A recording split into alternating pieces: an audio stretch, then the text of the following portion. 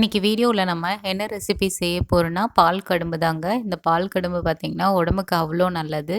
இது எப்படி செய்யுதுன்னு பார்க்கறதுக்கு முன்னாடி இது வரைக்கும் நம்ம சேனலை நீங்கள் வந்து சப்ஸ்கிரைப் பண்ணாமல் இருந்தீங்கன்னா மறக்காமல் சப்ஸ்கிரைப் பண்ணிக்கோங்க.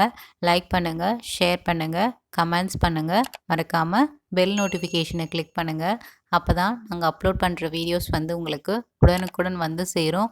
வாங்க இந்த பால் கடும்பு வந்து வீட்டிலே எப்படி சிம்பிளாக செய்கிறதுன்னு நம்ம இன்றைக்கி வீடியோவில் பார்க்கலாம். கிச்சனுக்குள்ளே போகலாம். இப்போ நம்ம இந்த பால் கடும்பு செய்ய நான் கேஸ் ஸ்டவ் ஆன் பண்ணிவிட்டு பாத்திரம் வச்சுட்டேன். அதில் வந்து 1/2 லிட்டர் அளவு வந்து நான் பால் சேர்த்துக்கிறேன். இதில் வந்து கொஞ்சம் கூட நம்ம வந்து தண்ணியே சேர்க்கக்கூடாது.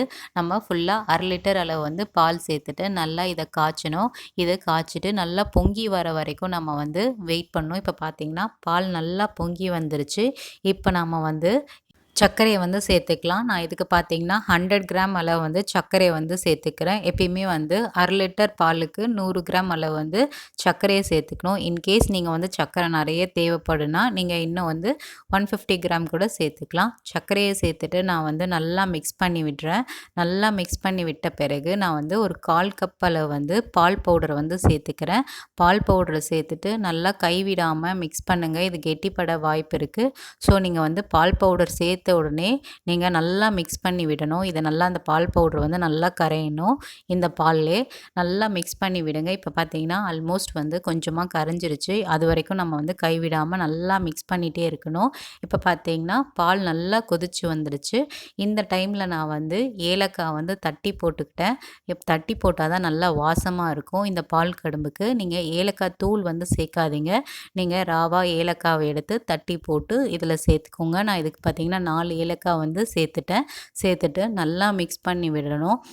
இப்போ பார்த்தீங்கன்னா இந்த பால் நல்லா கெட்டிப்பட வரணும். அது வரைக்கும் நம்ம வந்து இதை வந்து நல்லா வந்து கிண்டி விட்டுட்டே இருக்கணும். எந்த அளவுக்கு முடியுதோ நீங்கள் வந்து இதை கிண்டி விட்டுட்டே இருங்க.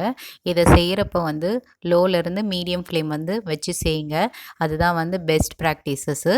ஸோ இப்போ வந்து நான் வந்து அகரகரை வந்து சேர்த்துக்கிறேன். இதுக்கு பேர் பார்த்திங்கன்னா சைனா கிராஸ்ன்னு சொல்லுவாங்க, இல்லாட்டி கடற்பாசின்னு சொல்லுவாங்க. இது பார்த்திங்கன்னா ப்ரொவிஷ்னல் ஸ்டோர்ஸில் வந்து அவைலபிளாக இருக்குது. நான் இதுக்கு பார்த்திங்கன்னா 10 கிராம் அளவு வந்து கடற்பாசியை வந்து சேர்த்துக்கிட்டேன். நீங்கள் வந்து இன்னும் நல்லா கெட்டிப்படணுன்னா நீங்கள் வந்து 20 கிராம் கூட சேர்த்துக்கலாம். 10 கிராம் அளவு வந்து நான் கடற்பாசியை வந்து சேர்த்துட்டேன் இந்த பாலில். இது பார்த்திங்கன்னா முழுமையாக நல்லா கரைஞ்சி வரணும். கம்ப்ளீட்டாக இந்த கடற்பாசி வந்து நல்லா கரையணும் இந்த பாலில். அது வரைக்கும் நம்ம வந்து நல்லா மிக்ஸ் பண்ணி விட்டுட்டே இருக்கணும். இந்த கடற்பாசி தான் நமக்கு வந்து திக்னஸை கொடுக்கும் இந்த பால் கடம்பில். ஸோ இது one of the main ingredient இந்த பால் கடம்பில். நம்ம வந்து இதை சேர்த்துட்டு நல்லா கரையணும் அந்த கடற்பாசி. அது வரைக்கும் நல்லா மிக்ஸ் பண்ணி விட்டுட்டே இருங்க. இப்போ பார்த்தீங்கன்னா கொஞ்சம் கொஞ்சமாக வந்து கெட்டியாக ஆரம்பிச்சிருச்சு. இப்போ இன்னும் நல்லா கெட்டியாகணும். அது வரைக்கும் நீங்கள் வந்து நல்லா வந்து மிக்ஸ் பண்ணி விட்டுட்டே இருங்க. இன்கேஸ் வந்து உங்களுக்கு ப்ரொவிஷ்னல் ஸ்டோர்ஸில் வந்து கடற்பாசி வந்து கிடைக்கலைன்னா அல்டர்னேட் மெத்தட் நான் சொல்கிறேன்.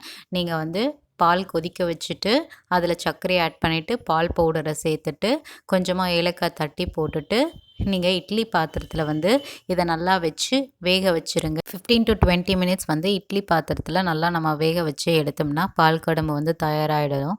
இது வந்து அல்டர்னேட் மெத்தட் தாங்க.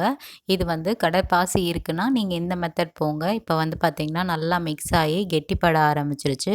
அவ்வளோதான், நமக்கு வந்து இது தயாராகிடுச்சு. இப்போ நான் வந்து கேஸ் ஸ்டவ் நம்ம வந்து ஆஃப் பண்ணிக்கலாம். இதுதான் வந்து கரெக்டான கன்சிஸ்டன்சி. இது வந்து ரொம்ப கெட்டியாகிடுச்சு. இதை நான் வந்து ஒரு கேக் டீனில் வந்து கொஞ்சமாக நெய் போட்டு க்ரீஸ் பண்ணி வச்சுட்டு நம்ம தயார் பண்ணி வச்சுருந்த பால் கடும்பை வந்து நம்ம கேக் டின் ட்ரேயில் வந்து சேர்த்துக்கலாம். இது நீங்கள் எந்த பாத்திரம் வீட்டில் இருக்கோ நீங்கள் அந்த பாத்திரத்தில் வச்சுக்கோங்க.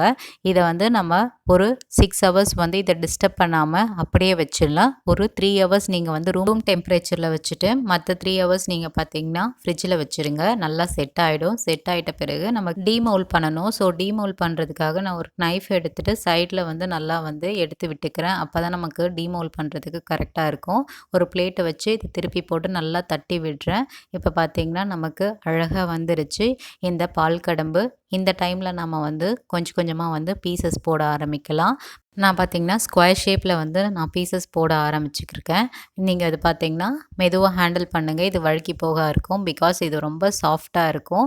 இப்போ பார்த்திங்கன்னா நம்ம வந்து பீசஸ் போட்டாச்சு. பீசஸ் போட்டு நான் உங்களுக்கு ஒன்று எடுத்து காமிக்கிறேன். எந்த அளவு வந்து நமக்கு பால் கடம்பு வந்து பர்ஃபெக்டாக வந்திருக்குன்னு பாருங்கள். அந்த காலத்துல நமக்கு வந்து சீம்பால் கிடைக்கும். அந்த சீம்பால் வச்சு பால் கடம்பு வந்து செஞ்சு குடுப்பாங்க. இப்ப நமக்கு வந்து அந்த சீம்பால் வந்து கிடைக்கிறதில்ல. ஸோ நம்ம வந்து வீட்ல இருக்க பால் பவுடர வச்சு நம்ம எப்படி வந்து பால் கடம்பு செய்றதுன்றத நம்ம இன்னைக்கு வீடியோல பார்த்தோம். இதே போல நீங்களும் உங்க வீட்ல செஞ்சு பார்த்துட்டு எப்படி இருக்குன்றத எங்களுக்கு மறக்காம கமெண்ட்ஸ்ல தெரியப்படுத்துங்க. இதே போல வேற ஒரு ரெசிபி வீடியோல நம்ம சந்திக்கலாம். பை.